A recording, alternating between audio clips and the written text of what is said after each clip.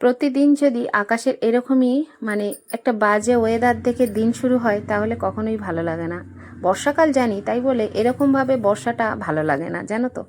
So hello everyone, কেমন আছে সবাই? আশা করি ভালো আছো, আমিও ভালো আছি। সবাইকে গুড মর্নিং। এখন বাজে 9:30 আর আমি রান্না বসিয়ে দিয়েছি। সকাল সকাল উঠে এই কারণে রান্না বসিয়ে দিই যাতে সোনাই খেয়ে স্কুলে যেতে পারে, কারণ একটু বেলা করে রান্না করলে বা সকালে টিফিন খাইয়ে স্কুলে পাঠালে বাচ্চাটার তো অতটা ভালো হয় না। ওর জন্য করে সকালে টিফিন বানানোটা টোটালি বন্ধ করে দিয়েছি, দিয়ে সকালবেলা উঠে আগেই রান্না বসানো শুরু করেছি। আর যেহেতু সোনাই রাতে পড়াশুনো করে, ওর সঙ্গে আমার রাত জেগে থাকতে হয়, তার জন্য করে আমি রাতের বেলা অনেকটা টাইম জেগে থাকি বলে সকালবেলা ঘুম থেকে উঠতে আমার একটু সময় লাগে। তো যাই হোক, এখানটায় আমি রান্না বসিয়ে দিয়েছি। আর সোনাই এখনও পড়ছে, ওর আজকে টিউশনই নেই, ও ঘরে পড়ছে। তো ঘরে যখন পড়ে তখন মাঝে মাঝে আমাকে এটা ওটা একটু জিজ্ঞেস করে, ওর দিকে ওর সময় দিতে লাগে। আর সকালবেলা উঠে যেদিন যেদিন আমি রান্না করি, মানে ওর যেদিন যেদিন স্কুল থাকে, আমি সারা সপ্তাহ যখন রান্না করি সকালবেলা করে উঠে, তখন কি করি বলো তো, সবার আগে চেষ্টা করি এই যে রান্নার কাজটা যদি আগে মিটিয়ে নেওয়া যায় তাহলে খুবই ভালো হয়। যাই হোক, এখানটায় আজকের আমি রান্না করব আজকের উচ্ছে আলু ভাজা, মাছের ঝাল, আর একটু কুমড়ো পুঁইশাক চিংড়ি দিয়ে তরকারি। যাই হোক, এগুলোই আজকে রান্না করব। আজকের বেশি কিছু নেই। আর সত্যি কথা বলতে আগের দিনে যা মাছ এনেছিল সেই মাছগুলো হাফটা রান্না করেছি, আর 6 পিস মতন রেখেছিলাম, ওইটুকুই রান্না করব। জানি না কি হয়েছে, এখন মাছের ঝোল খেতে ভালো লাগে না। এখন মনে হয় একটু চচ্চড়ি ভাজা এগুলো না খেতে খুব ভালো লাগে। তো ওই জন্য করে মাছের ঝোলটা করি, কিন্তু আমি খেতে চাই না। সোনাই খায়, সোনাইয়ের বাপি খায়, কিন্তু আমার ভালো লাগে না। আমার একটু ভাজা, একটু চচ্চড়ি হলে, মানে চিংড়ি মাছ দিয়ে পুঁই শাক দিয়ে এই ধরনের চচ্চড়িগুলো হলে না খেতে ভালো লাগে, মিষ্টি মিষ্টি একটু ভালো লাগে। জানি না, যে মানুষটা আমি মাছ ছাড়া ভাত খেতে পারতাম না, হঠাৎ করে কি করে মাছটা, মানে একদমই মাছ খেতে আর ভালো লাগে না। তো যাই হোক, দেখো তোমাদের সাথে গল্প করতে করতে আমার এদিকে উচ্ছে ভাজা মোটামুটি বসিয়ে দিয়েছি আর ঢাকা দিয়ে দিলাম। আর আর উচ্ছে ভাজাটাও কমপ্লিট হয়ে গেছে। উচ্ছে ভাজা নামিয়ে নিয়ে আর কোনো মানে ভিডিও করা হয়নি। দেখবে যারা একা একা ক্যামেরা ফিট করে ভিডিও করে না, তাদের না প্রচুর সমস্যা হয়। প্রচুর সমস্যা কেন হয় বলছি, এই যে মানে ক্যামেরা ফিট করে এসে আবার ভিডিও করা, আবার মানে হয় না, প্রচুর সমস্যা হয়। আর তার মধ্যে যদি একটা ফোন হয় তাহলে সত্যি বলতে অনেক সমস্যা হয়। ফোনটা মাঝে মাঝে আমি একটা করে মানে ভিডিও ক্লিপ নিচ্ছি, আবার সোনাই নিয়ে যাচ্ছে সোনাইয়ের কাজের জন্যে। মানে একটা ফোনের মধ্যে আমাদের মা ছেলের কাজ করতে হয়, এর জন্য না আমি অনেক সময় ব্লগ দিতে চাই না, মানে ভালো লাগে না। সারাদিনের যে ডেলি ব্লগ দেব, হয়তো সকালবেলা কিছু কিছু ব্লগ মানে ভিডিও ফুটেজ নিলাম, আবার বিকেলবেলা দুপুরবেলা টাইমটা আর কোনো ভিডিও ফুটেজ থাকে না। তখন না সত্যি কথা বলতে আর ভিডিও দিতে ভালো লাগে না। জানি না কবে আরেকটা ফোন কিনতে পারবো, তবে যেদিন কিনবো সেদিন থেকে আমার মনে হয় আমার থেকে খুশি কেউ হবে না, প্রতিদিন আমি ভিডিও দিতে পারবো। তো যাই হোক, এখানটা দেখো তোমাদের সাথে কত গল্প করতে করতে আজকের আমি রান্না করছি। ভালো লাগে জানো তো, যেদিনকারে আমি এরকমই মানে প্রত্যেকটা মানে সকাল থেকে সন্ধ্যা পর্যন্ত তোমাদের সাথে প্রত্যেকটা ছোট হোক কম হোক বেশি হোক যে ব্লগগুলো শেয়ার করতে পারি, আমার না খুব ভালো লাগে। তোমরা সবাই একটু সাপোর্ট করো যাতে আমি খুব তাড়াতাড়ি একটা ফোন কিনতে পারি। জানি না যে আমি এই যে ইউটিউব থেকে টাকা পেলে মানে ফোন কিনবো, বা ফেসবুক থেকে টাকা পেলে ফোন কিনবো, এরকম আশা নেই। তবে সত্যি কথা বলতে ছেলে আছে, তো ছেলের পড়াশুনো সামলে বরকে বলেছি যে একটা ফোন কিনে দেবে, মানে হালদারবাবুকে বলেছি।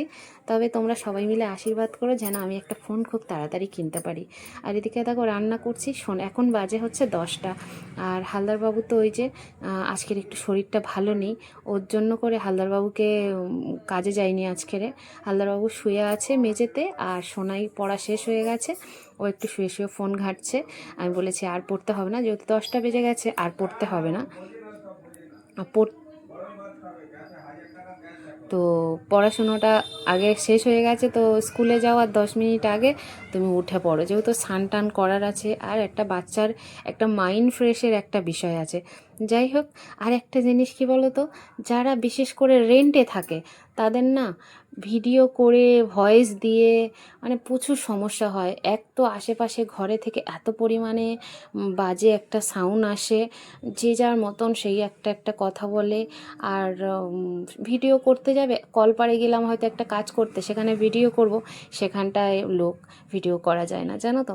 এরকমই অনেক সমস্যা থাকে। যাই হোক, এখানে দেখো আমি বৃহস্পতিবারের ভিডিওটা দেখেই তোমরা বুঝতে পারছো এটা বৃহস্পতিবারের ভিডিও। আর আমি এদিকে দেখো মানে সব কাজ বাজ গুছিয়ে নিয়ে এখন বাজে 3টে, চলে এসেছি ঠাকুর পুজো দিতে। আর ঠাকুর পুজোটা এই জন্য 3টের সময় দিচ্ছি, আমি না সংসারের সব কাজ গুছিয়ে নিয়ে তারপরে পুজো দিতে আসি, দিয়ে তারপরে আমি খেতে যাই। আবার মাঝে মাঝে অনেক সময় এমন হয় আমি স্নান করার আগেও ছেলেকে খাওয়াই, আমি নিজে খাই, খেয়ে স্নান টান করে এসে সব কাজ গুছিয়ে নিয়ে ভগবানকে খেতে দিই।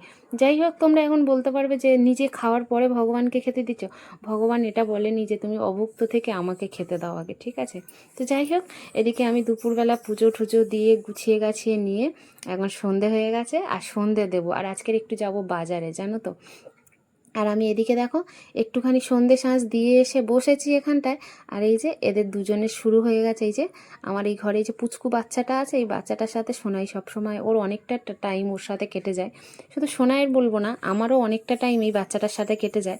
কারণ এই বাচ্চাটা সবসময় একটা জিনিস জানবে যে পশু পাখি যে বাড়িতে থাকে, বিশেষ করে বেড়াল, কুকুর, পাখি, এই সব প্রাণীগুলো যে বাড়িতে থাকে না, সে বাড়িতে একটা আলাদা রকম মানে মোটিভেশন কাজ করে।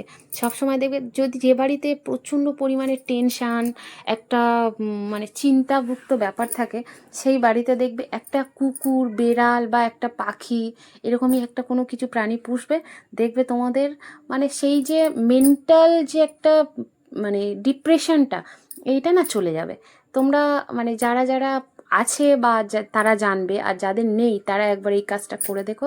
বাড়িতে একটা পশু মানে যে কোনো কুকুর, বেড়াল, একটা পাখি পুষে দেখো। আমার মনে হয় এই মানে জিনিসটা সবার ক্ষেত্রে কাজ করবে। তবে এই নয় যে তোমাদের মেন্টাল প্রেশার কমানোর জন্য একটা প্রাণীকে আনলে তার যত্ন করলে না, তাকে ভালোবাসলে না, তাকে কেয়ার করলে না, এটা করলে চলবে না।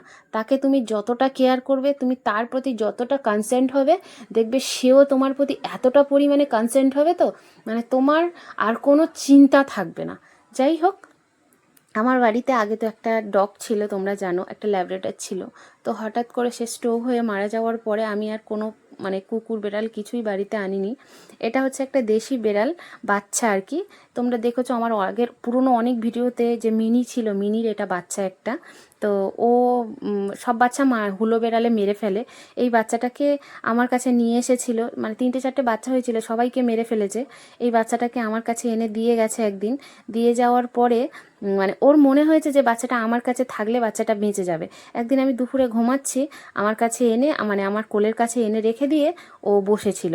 তারপর যখন থেকে আমি রেখেছি সেখান থেকে ও আর বাচ্চাটাকে নিয়ে যায়নি। বাচ্চাটাকে আমি আমার কাছে রেখে বড় করেছি।